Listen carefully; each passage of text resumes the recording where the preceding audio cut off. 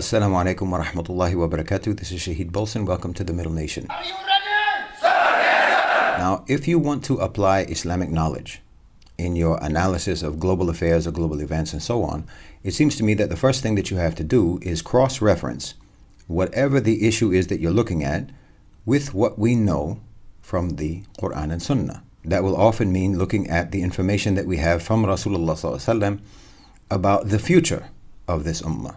This can allow us to better weigh the extent to which any particular concern of the day is as genuinely dangerous as it may seem. For example, we know beyond any question that this Ummah will not perish as a result of climate change. The earth is not going to become uninhabitable before Yawm al-Qiyamah. And the last day is going to occur as it has been described to us. It will happen suddenly, but it will not proceed until after all of the souls of the believers have already been taken away. Now, of course, this doesn't mean that we should be negligent about caring for the environment, but it does mean that we don't have to spend sleepless nights worrying about an imminent climate catastrophe. Now, we also know that the saved sect of the Muslims will remain on the earth, will continue to be successful in religious terms, and will ultimately triumph, spreading justice over the earth where there had been injustice. Now, the correct opinion about the identity of the saved sect is that it is the Jama'ah, the great body of the Muslims, Ahl Sunnah wal Jama'ah, not some fringe, ultra-rigid group.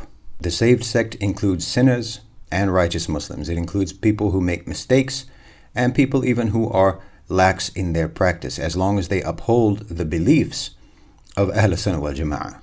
Basically, you can know who belongs to the saved sect because they are those for whom the janazah is offered when they die. Now, I'm saying this because it means that many of the divisive issues that are currently plaguing our ummah are actually quite petty and pointless, and they do not merit the alarm that they seem to generate, at least online. In fact, truth be told, most of this alarm is manufactured for the sole purpose of generating views, likes, shares, clicks, subscribers, and so on, and to make money. Feminism is not going to destroy the ummah, neither is red pillism. Liberalism won't either. Muslim women getting university degrees is not going to destroy the ummah, neither is divorce, neither is democracy, neither is Marxism, neither is TikTok. The ummah, quite simply, is not going to be destroyed, period. Now, when the Prophet ﷺ told us that the nations of the world would invite each other to feast on the ummah because we will have developed a love for the dunya and a hatred for death, what he didn't say was that they would do that because we had all apostatized. Weakness, fear, insecurity, vulnerability, these are not disbelief.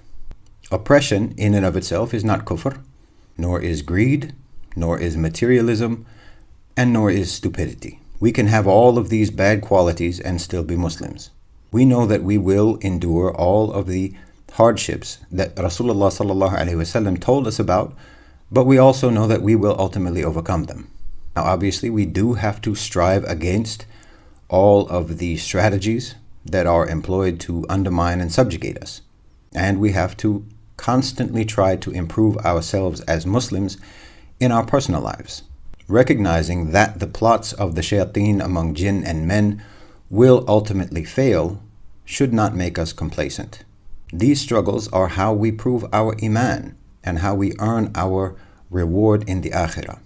So, of course, we should use all of our talents, all of our skills, our intellect, the power of our will and determination to frustrate the plots against us so that we can distinguish ourselves, secure our akhirah, and not be an embarrassment to the future generations of this ummah.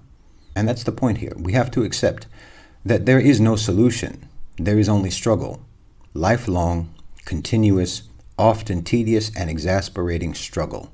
Now, I don't see things like the Great Reset as being a prelude to the Dajjal or any global conflict that might be taking place or trend as a signal of the coming of the last day. We're just dealing with the same thing that every generation before us had to deal with. From Tabuk to the Crusades, from colonialism to this current manifestation of corporate imperialism. Everyone before us had to confront, had to navigate, had to endure the injustice, oppression, and exploitation of the powerful. It's just our turn. No need to be overly dramatic about it. This is just the dunya. And none of what we are facing is a zero-sum game. The Ummah will go on, Islam will go on, and there's nothing that will ever prevent that. There's no question about whether or not this is so. The only question is whether or not you and I will do our duty during the lives that we have. Jazakum Allahu khairan wa assalamu alaikum.